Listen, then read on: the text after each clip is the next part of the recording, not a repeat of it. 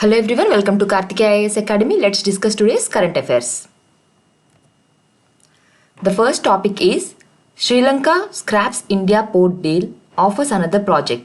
Okay, మనం already మనతోని శ్రీలంక ఒక పోర్ట్ డీల్ ఒకటి చేసుకుంది. ఏంటి that we have to construct the port for them. But అక్కడ ఇప్పుడు ఏమైంది అంటే నౌ ఇట్ ఈస్ స్క్రాపింగ్ అంటే ఏంటి, ఇంకా డీల్ని క్యాన్సిల్ చేసేస్తుంది. బికాజ్ అక్కడ ఎవరైతే పీపుల్ ఉన్నారో దే ఆర్ అపోజింగ్ అనమాట. ఓకే, అక్కడ ఏంటి వాళ్ళందరూ చాలా గొడవ అది చేశారనమాట. They were opposing that you shouldn't give the deal to other country. Okay, అక్కడ ఎవరైతే ఉన్నారో వాళ్ళే కన్స్ట్రక్ట్ చేస్తారు, వేరే కంట్రీకి డీల్ ఇవ్వడానికి వీల్లేదు అని చెప్పి అక్కడ చాలా యాజిటేషన్స్ అవి జరిగాయి. సో ఇంకా అక్కడ అన్పాపులర్ అవ్వకూడదు అనే ఉద్దేశంతో వాళ్ళు ఏమి చెప్పారు అంటే we are cancelling the deal with India. But దాని బదులుగా వాళ్ళు ఇంకొక డీల్ని ఇండియాకి ఆఫర్ చేశారు. So let's see what was the deal which we signed earlier and what is the new deal they are offering now. Okay,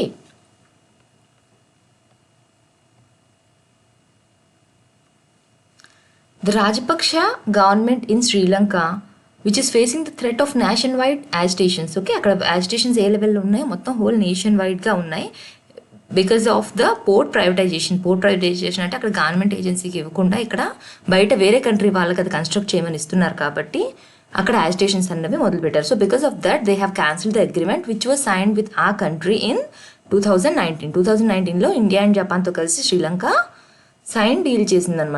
డీల్ని sign చేసింది. ఏంటది?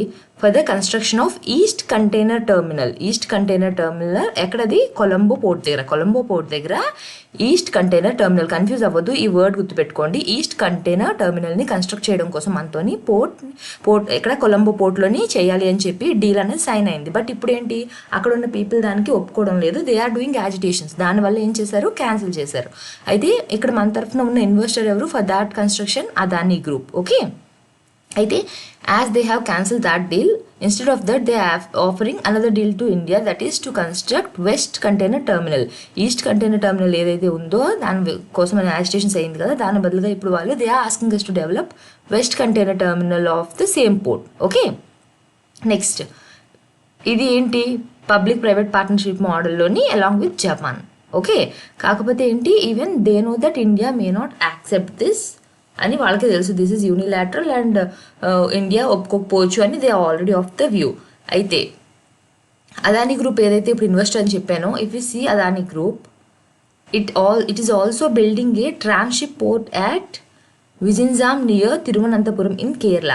యాక్చువల్గా ఏంటి అంటే వాళ్ళ తాలూకా ఏదైతే పోర్ట్ నుంచి ట్రాన్స్పోర్టేషన్స్ అవి జరుగుతాయో 70% అవి 60 to 70% ఇండియాకే వస్తాయి అన్నమాట. ఓకే, సో అక్కడ పోర్ట్ ఏదైతే ఉందో అది డెవలప్ చేసుకోవడం వాళ్ళకి ఇంపార్టెంటే, మనకి ఇంపార్టెంటే. మనకి ఎందుకు ఇంపార్టెంట్ అంటే ఫర్ సెక్యూరిటీ రీజన్స్, వాళ్ళకి ఎందుకు ఇంపార్టెంట్ అంటే ఫర్ ద ఏదైతే వాళ్ళ ట్రాన్స్పోర్టేషన్కి వాళ్ళకి ఫీజిబుల్గా ఉండడం కోసం it's important for them to develop it. Okay, but ఆ డెవలప్ ఏదైతే చేస్తున్నారో they are saying that don't give it to another country, ఇది ప్రైవేటైజేషన్ చేయడానికి వీల్లేదు అని చెప్పి. ఓకే, నెక్స్ట్ అక్కడ ఏదైతే శ్రీలంక పోర్ట్ అథారిటీ ఉంటుందో వాళ్ళే కన్స్ట్రక్ట్ చేసుకుంటారు, బయటకి ఇవ్వద్దు అని చెప్పేసి అక్కడ యాజిటేషన్స్ అన్నవి జరిగాయి.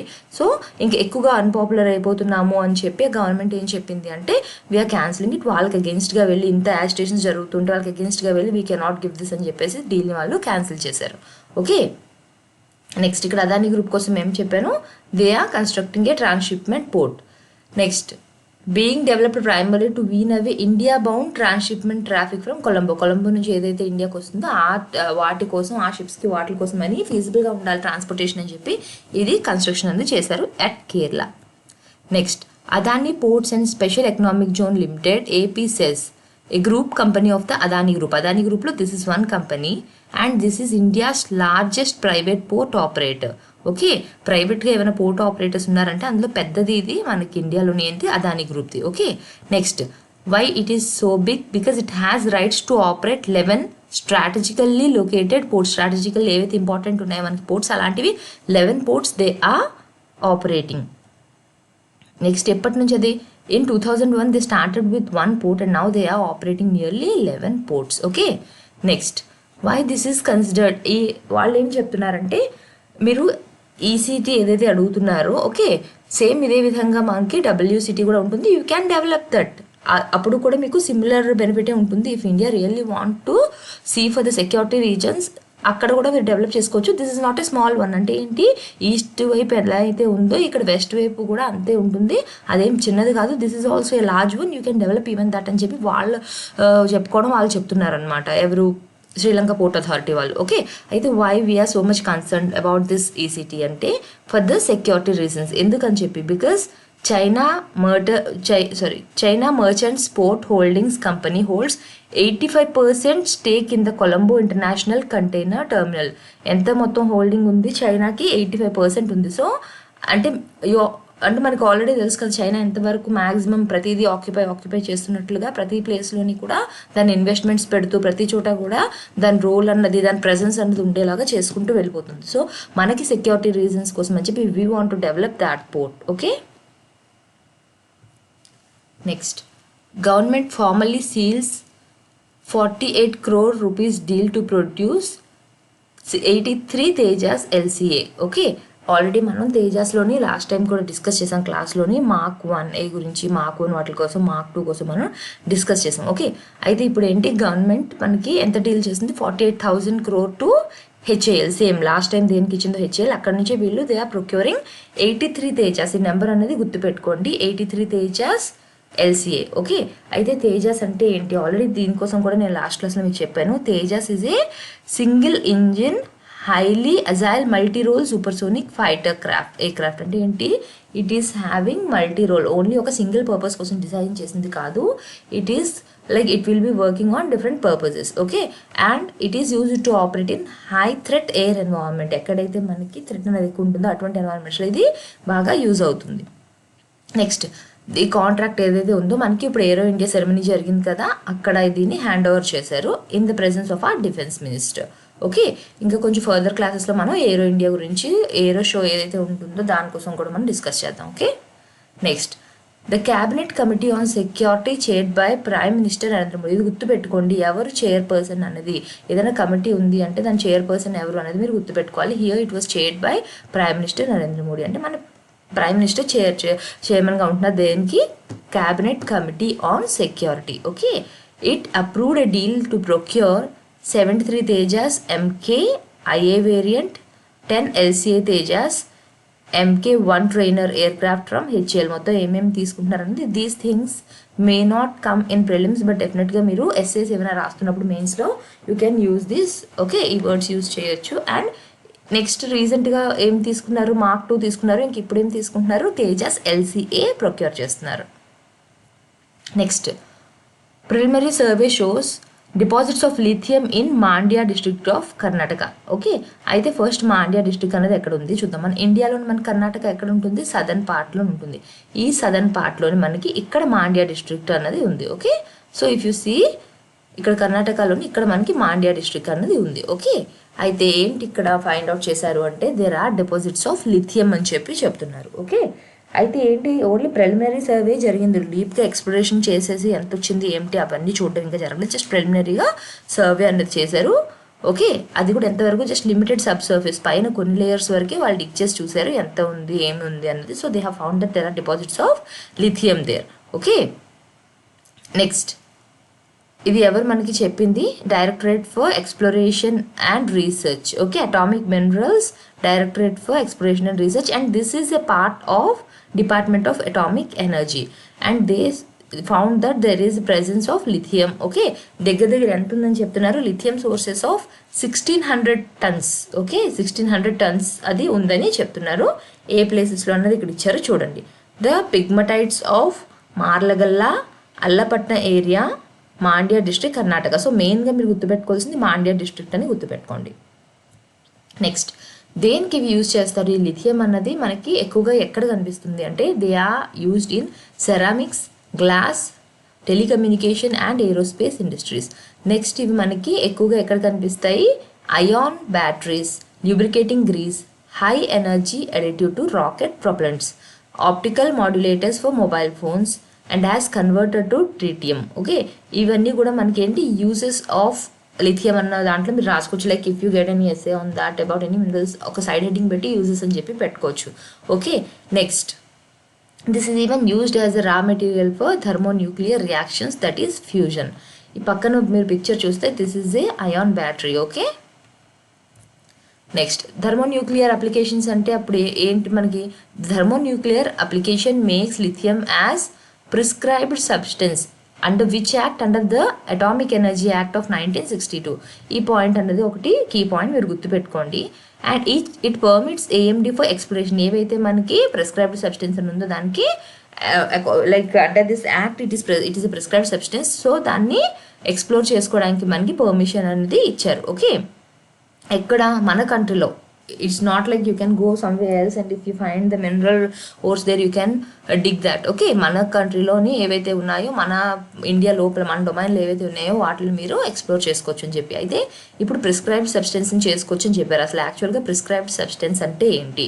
ప్రిస్క్రైబ్డ్ సబ్స్టెన్స్ అంటే ఒక textual information, just textual definition చూడండి. Means any substance including any mineral which the central government may by notification. You have to remember here the central government is notifying, not the state government.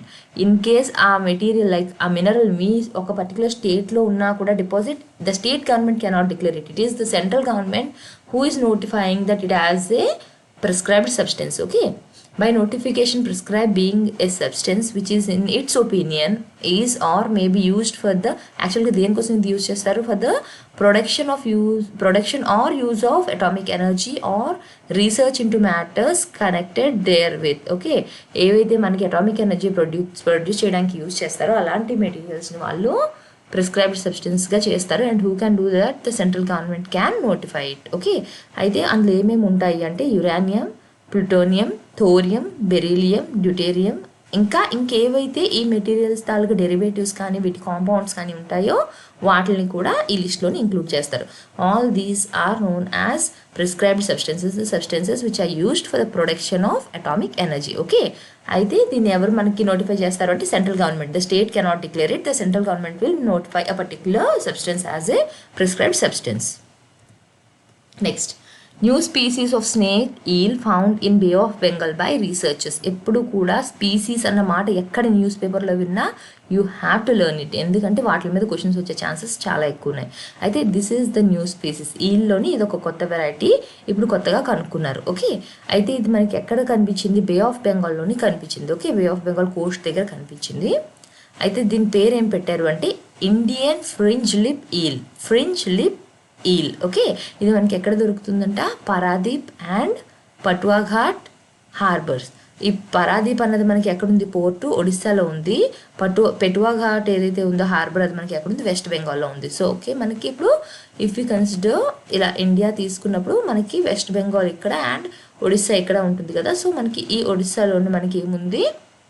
ఈ Paradip port ఉంది. Paradip పోర్ట్లోని and ఇక్కడ west బెంగాల్లో ఉన్న పటువాఘాట్ harbour దగ్గర ఈ రెండు ప్లేసెస్లో మనకి కనిపించింది. ఓకే, హియర్ మనకి ఇటు సైడ్ ఏముంటుంది? బే ఆఫ్ బెంగాల్ ఉంటుంది. ఓకే, ఇక్కడ మనకి స్పీసీస్ అన్నది కనిపించింది. ఈ స్పీసీస్ తాలూకా జీనస్ నేమ్ ఏంటి? Okay, Sarimurena. ఓకే, నేను కరెక్ట్గా ప్రొనౌన్స్ చేసాను లేదు నాకు తెలియదు, but this is the name. Okay, Sarimurena. It is ఇగో ఇది it belongs to this family. It's hard for me to pronounce, you just understand by the spelling. And this belongs to this order. Okay, Anguilliformes అని చెప్పి ఇచ్చారు. This is the order. ఇంత order ఏంటి, part ఏంటి గుర్తుపెట్టుకోకలేదు, but డెఫినెట్గా దాని genus ఏంటి అన్నది అడిగే ఛాన్స్ ఉంది కాబట్టి ఈ వర్డ్ మాత్రం మీరు గుర్తుపెట్టుకోండి. Next, they concluded that the new species belong to the snake clade. Okay, దేనికి to the same clade. Okay, already మనకి ఏదైతే స్పీసీస్ ఉందో అదే క్లాడ్కి చెందుతుంది ఇది అని చెప్పారు. And how it was separated, ఎలా సెపరేట్ అయింది అంటే it is separated from it morphologically and genetically. అంటే జెనెటిక్ డిఫరెన్సెస్ అయితే ఉన్నాయి, but it belongs to the same clade. Okay, అయితే ఇప్పుడు ఏదైతే ఇక్కడ like Sarimurena chinensis something. Okay, ఇదేంటి అంటే ఒక ట్రాపికల్ మెరైన్ ఈల్. ఇది మనకి ఎక్కడ దొరుకుతుంది? ట్రాపికల్ ఏరియాస్లో దొరుకుతుంది. And it is known from China and Papua New Guinea and China ప్లేస్లో. ఇప్పుడు మనకి ఏదైతే దొరికిందో అది బే ఆఫ్ బెంగాల్ దగ్గర. ఈ ముందు ఏదైతే చెప్తున్నానో ఇదేంటి? ఇది మనకి వెస్టర్న్ పెసిఫిక్ ఓషన్లో దొరుకుతుంది. And from China and Papua New Guinea. అంటే సేమ్ ఇదే క్లాడ్కి ఇప్పుడు మనకి ఏదే కొత్తగా దొరికిందో అది కూడా సేమ్ ఇదే క్లాడ్కి చెందుతుంది అని చెప్తున్నారు. నెక్స్ట్, దీని తాలూకా ఇప్పుడు ఏదైతే as I have told the new స్పీసీస్కి నేమ్ ఏం పెట్టారు, ఇండియన్ ఫ్రింజ్ లిప్ ఈల్ అని చెప్పి పెట్టారు. మనకి ఎలా తెలిసింది దీనికోసం అంటే it was published in the fish biology. ఈ పబ్లికేషన్స్ అన్న కూడా ఎందుకు ఇస్తున్నానంటే వన్స్ ఐ రిమెంబర్ నేను ఒక్కొక్కసారి అటెంప్ట్ చేసినప్పుడు క్వశ్చన్ పేపర్లోని ఆ విధంగా ఇచ్చారు ఎందులో పబ్లిష్ అయింది అని చెప్పి. సో దానివల్ల నేను ఎక్కడ సరే పబ్లికేషన్ చూసినా కూడా దాన్ని మెన్షన్ చేస్తున్నాను. సో జస్ట్ రిమెంబర్, అట్లీస్ట్ కనీసం మనకి గుర్తైనా వస్తుంది ఆ పేరు, తెలిసిన పేరు అంటే. Okay, so it is published in the fish biology. This is an international journal. Next, ఇప్పుడు ఏవైతే ఈ స్పీసీస్ ఏవైతే ఉన్నాయో వాటిని ZSI Zoological Survey of India Gopalpur and Kolkata సెంటర్స్లోని వాటిని ప్రిజర్వ్ చేసి ఉంచారు ఫర్ ఫర్దర్ స్టడీస్. వాటి కోసం ఇంకా స్టడీ చేయడం కోసం అని చెప్పి వాటిని ప్రిజర్వ్ చేసి ఉంచారు.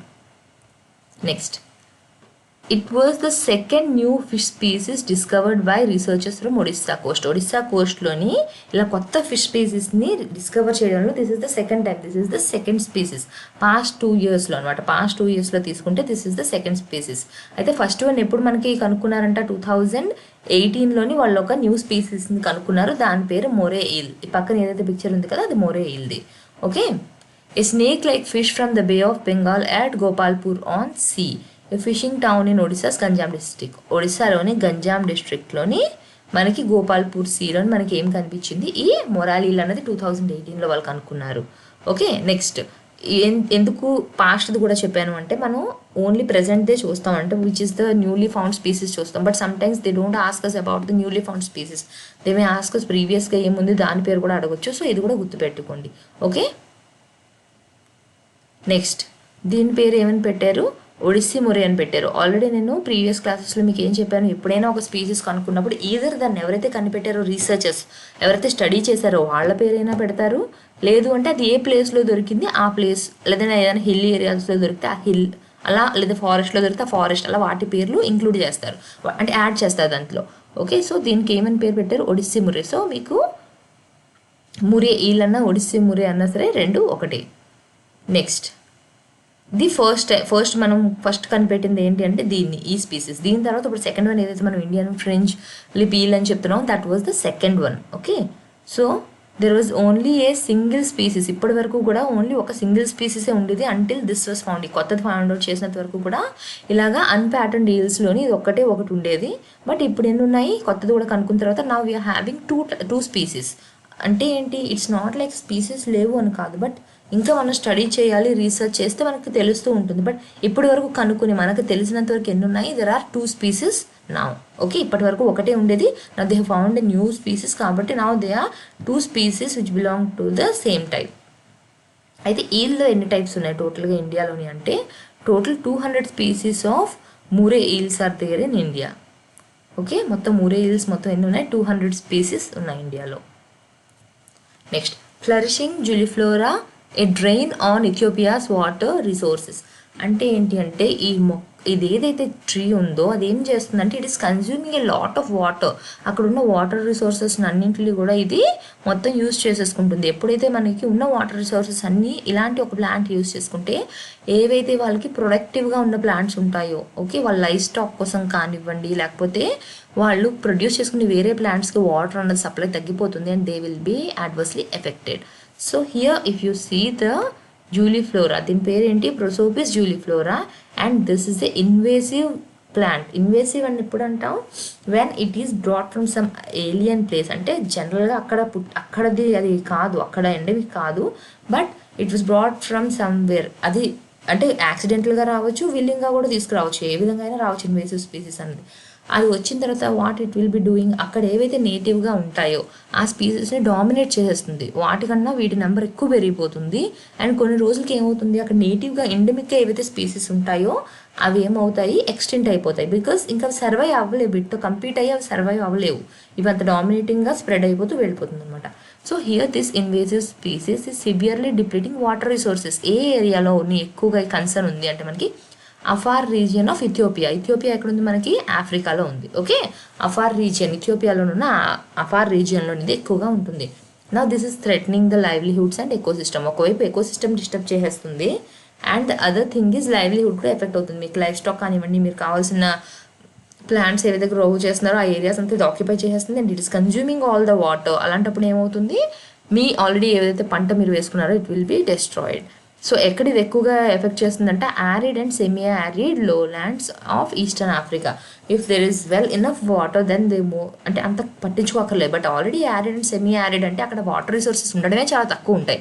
అలాంటి ఏరియాస్లో వెళ్ళి ఇది ఇంకా ఎక్కువగా కన్జ్యూమ్ చేసేస్తుంది వాటర్ అంటే definitely that's a loss for them. Next, ఇది ఏ ఏరియాస్ని ఎక్కువగా ఆక్యుపై చేసిందంటే it invaded the flood plains of Awash river and surrounding dryland habitats. Awash river and surrounding dryland హ్యాబిటేట్స్ని ఇచ్చేసింది.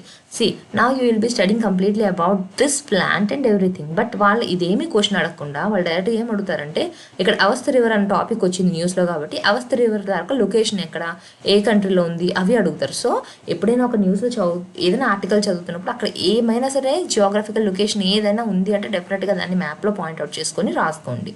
Okay, next it consumes. అయితే ఎంత వాటర్ ఇది కన్జ్యూమ్ చేస్తుందో చూడండి. 3.1 to 3.3 billion cubic metres of water per year in the Afar region. ఈ రీజియన్లో ఇది ఎంత చూడండి, 3.1 to 3.3 బిలియన్ క్యూబిక్ అంటే it's very huge amount of water.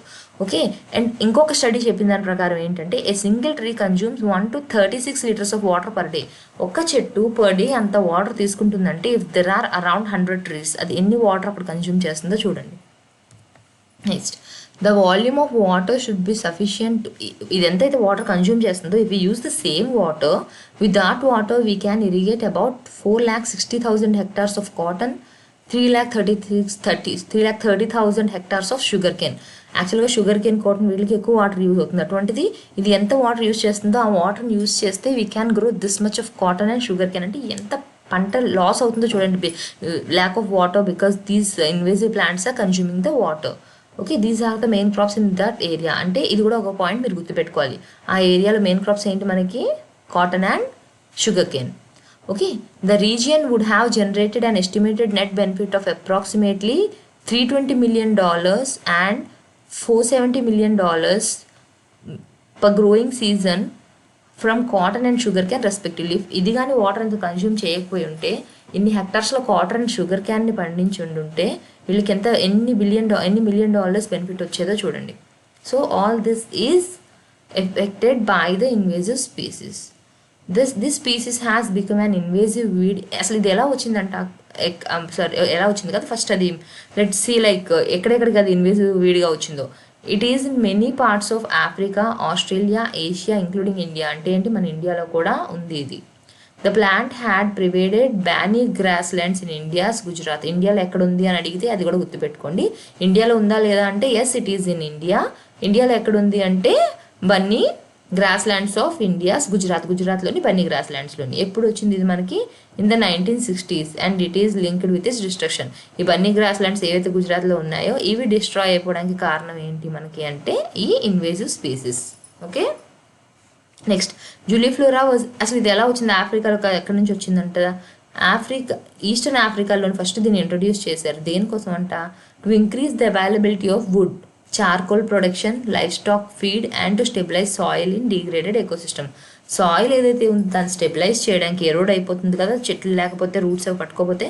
అంటే అక్కడ అవైలబిలిటీ ఆఫ్ వుడ్ లేదు. ఎందుకు లేదు, because they might have cut down the Woods. అక్కడ ఏవైతే చెట్లు ఉన్నాయో ఆల్రెడీ కట్ చేసి ఉంటారు. సో వాటి ప్లేస్లో మళ్ళీ కొత్తగా వీటిని వేసి ఉంటారు. ఎందుకంటే వుడ్ కావాలి అప్పుడు మనకి. మెయిన్ ఫ్యూయల్ ఎక్కడి నుంచి వచ్చేది మనకి అప్పుడు, ఇవి వుడ్ అవే కదా కాల్చి చేసుకునేవారు కుకింగ్ అది. సో వాళ్ళకి వుడ్ కావాలి మల్టీపర్పస్కి, చార్కోల్ కావాలి, లైఫ్ స్టాక్కి ఫీడ్, వాళ్ళు ఏవైతే యానిమల్స్ ఉంటాయో వాటికి ఫుడ్ కోసం ఆకులు కావాలి. సో ఈ అన్ని పర్పస్ కోసం అని చెప్పి మొక్కల్ని ఫస్ట్ వేయడం మొదలు పెట్టారు. But now it turned in to invasive species and now it is affecting them ఎలా.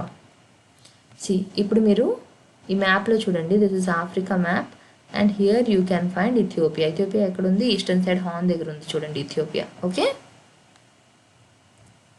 Now జూలిఫ్లోరా not only consumes water. If it is consuming water that is one concern. ఇది ఇయర్ లాంగ్ వాటర్ కన్జ్యూమ్ చేస్తుంది అంటే అది ఒక problem అనుకుందాం. But ఇక్కడ Afar రీజియన్లో ఇది ఏం చేస్తుందంట, రైనీ సీజన్ కంటే డ్రై సీజన్లోని ఎక్కువ వాటర్ని తీసేసుకుంటుందంట.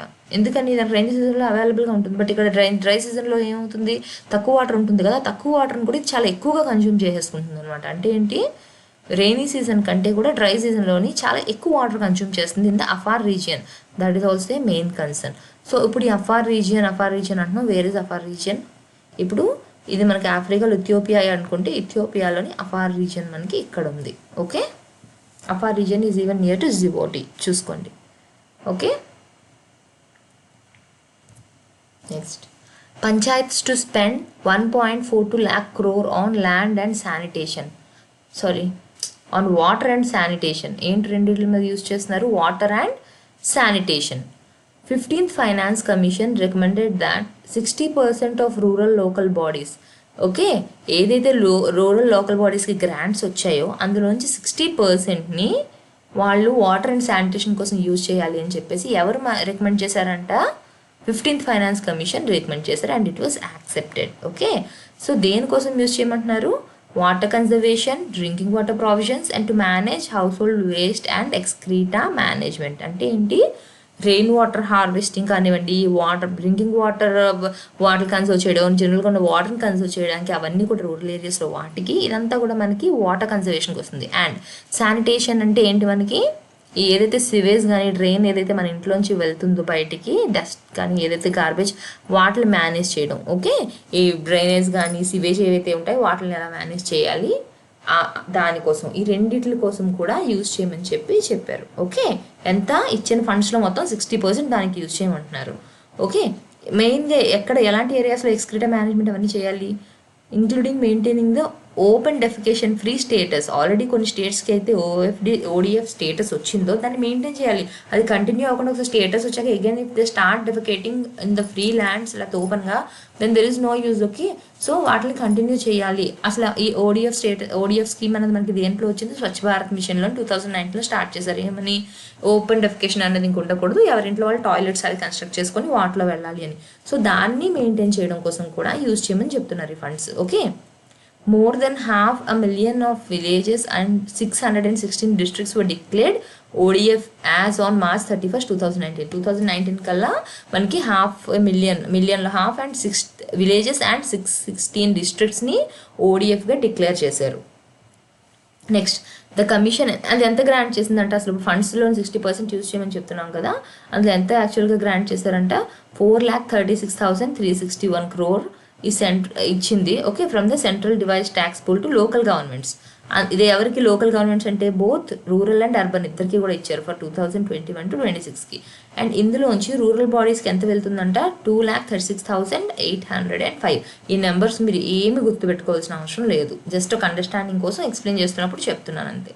Next the grant has both tied and untied components. ఇప్పుడు ఎంతైతే గ్రాంట్ వచ్చిందో, ఇప్పుడు ఇందులోని గ్రాంట్ ఎంతైతే రూరల్ బాడీస్కి వచ్చిందో దీంట్లో tied and untied. Simple tied and untied కొన్ని కండిషన్స్తో లేనివి. టైడ్ అంటే ఏంటి? మనకి జనరల్ మీనింగ్ నిబంధనలు అంటే ఏంటి? కండిషన్స్ పెట్టినవి. ఓకే, అయితే ఇక్కడ టైడ్ గ్రాంట్లోని ఎంత ఇచ్చారు? మనకి 60%. మనం ఆల్రెడీ ఫస్ట్ స్లైడ్లో చూసాం కదా, ఏం చెప్పాము? 60%ని వాళ్ళు వాటర్ అండ్ శానిటైజేషన్కి యూజ్ చేయమన్నారు. So this 60% will come under tied grant. Okay, దీన్ని దేనికి వాడమంటున్నారు? వాటర్ అండ్ శానిటైజేషన్కి. ఓకే, నెక్స్ట్ రిమైనింగ్ 40% ఏదైతే ఉందో అది అన్టైడ్. అంటే ఏంటి? వాళ్ళకి ఏ విధంగా యూజ్ చేయాలనుకుంటున్నారో ఆ విధంగా యూజ్ చేయొచ్చు.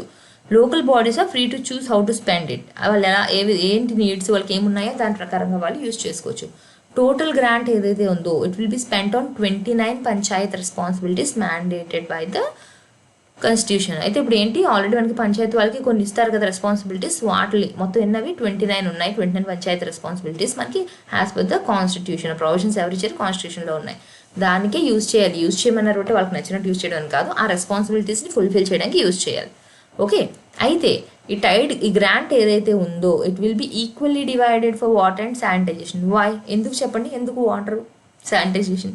ఇప్పుడు మీరు శానిటైజేషన్ కోసం ఇలా టాయిలెట్స్ కట్టించి అన్నీ చేసి వాళ్ళు ఓపెన్ డెఫికేషన్ చేయకూడదు ఇవన్నీ చెప్తారు. But if there is no water supply who will use the bathrooms? Okay, వాళ్ళు బాత్రూమ్స్కి యూజ్ చేయాలంటే డెఫినెట్లీ అట్లీస్ట్ ఒక బకెట్, జస్ట్ ఫర్ ఎగ్జాంపుల్ చెప్తున్నాను సింపుల్గా, అంత యూస్ అవుతుంది water. But if they go out or defecate there, వాళ్ళకి అంత వాటర్ యూస్ అవ్వదని వాళ్ళు ఫీల్ అవుతారు కదా. సో ఇప్పుడు జస్ట్ బాత్రూమ్ కోసం అని అంతంత దూరం నుంచి ఇంత వాటర్ క్యారీ చేసి రావాలి అంటే వాళ్ళకి అదో ప్రాబ్లంలా అనిపిస్తుంది. అదే ఇంటికి పైప్ లైన్స్ వచ్చి ఇంట్లోకి వాటర్ కనెక్షన్ వస్తుంది అంటే they are ready to use the toilets. So only ఏదైతే ఇందాక చెప్పాను కదా మీకు ఓపెన్ డెఫికేషన్ ఫ్రీ స్టేటస్ని కంటిన్యూ చేయాలి అని, ఎప్పుడు కంటిన్యూ చేస్తారు? ఎప్పుడైతే వాళ్ళ బాత్రూమ్స్లోకి వాళ్ళకి వాటర్ సప్లై అవి మంచిగా వస్తుందో in that time they will be using those toilets. So మనకి సీవేజ్ ట్రీట్మెంట్ కానివ్వండి ఇవన్నీ కూడా ప్రాపర్గా జరగాలి అంటే ఏదైతే ఫండ్ ఉందో దాన్ని శానిటేషన్కి వాటర్కి రెండింటికి కూడా మంచిగా యూజ్ చేయాలి అని చెప్తున్నారు. Next let's see some sample questions. First one is Tejas is a single engine and highly agile multi-role supersonic fighter aircraft capable of operating in high threat air environments. The Cabinet Committee on Security CCS approved the deal for procurement of 73 Tejas MKA variant and 10 LCA Tejas MK1 trainer aircraft from the HAL. Total ఎన్ని చెప్పుకున్నాం 83, 73 ఇవి 10 ఇవి. Okay, so ఈ రెండు statements కూడా true. So the answer will B both 1 and 2.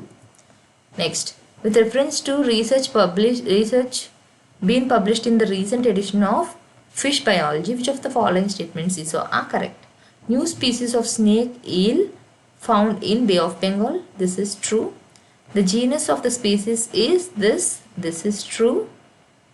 The name of the new species as Indian fringe lip eel. This is true. This is the only species of brown short unpatterned eel. This is not true. మనం already ఏం చెప్పుకున్నాం, already ఒక species ఉంది and this is the second species.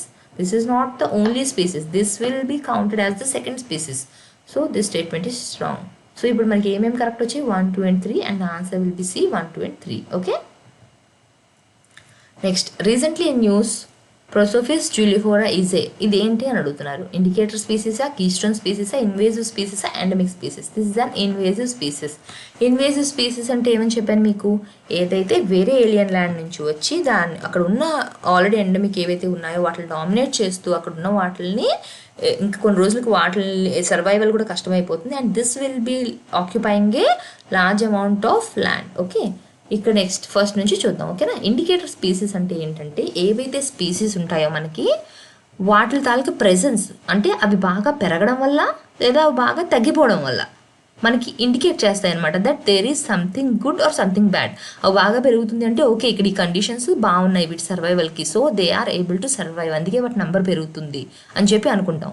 లేదు అవి బాగా తగ్గిపోయాయి అంటే ఇక్కడ ఈ కండిషన్స్ బాగాలేదు, ఇక్కడ ఏదో పొల్యూషన్ ఎక్కువ అవడం లేకపోతే వీటికి ఉండడానికి సరిపడ్డట్టుగా లేదు, ఇక్కడ కండిషన్స్ హ్యాబిటెట్ లేదు, అందువల్ల ఇవి చనిపోతున్నాయి, అందుకని వీటి నెంబర్స్ తగ్గిపోతున్నాయి అని చెప్పి మనకు అర్థమవుతుంది. నెక్స్ట్ ఫర్ ఎగ్జాంపుల్ ఆల్గే తీసుకుందాం అనుకోండి, ఆల్గే బ్లూమ్ ఎక్కువ జరిగిపోతుంది అనుకో, then we can understand okay ఇక్కడ వాటర్లో ఆక్సిజన్ లెవెల్ ఎలా ఉంది, తక్కువ ఉందా ఎక్కువ ఉందా అవన్నీ కూడా మనకి తెలుస్తాయి. సో అలా కండిషన్ ఎలా ఉంది ఎకో సిస్టమ్ అన్నది మనకి ఇండికేట్ చేసేది ఇండికేటర్ స్పీసీస్.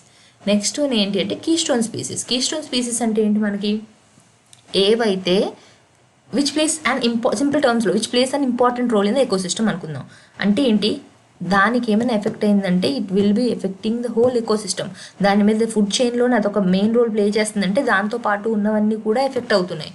ఓకే, దాంతో ఇంటర్లింక్డ్గా ఏవైతే ఉన్నాయో ఆ యానిమల్స్ అన్నీ కూడా ఎఫెక్ట్ అవుతున్నాయి. అంత ఇంపార్టెంట్ రోల్ ప్లే చేసేది ఏదైనా ఉంది అంటే వాటిని కీస్టోన్ స్పీసీస్ అంటాం. ఓకే, నెక్స్ట్ ఎండమిక్ స్పీసీస్ అంటే which are available in that particular region. అది ఏదో ఒక ప్లేస్లోనే మనకి ఇవి దొరుకుతాయి.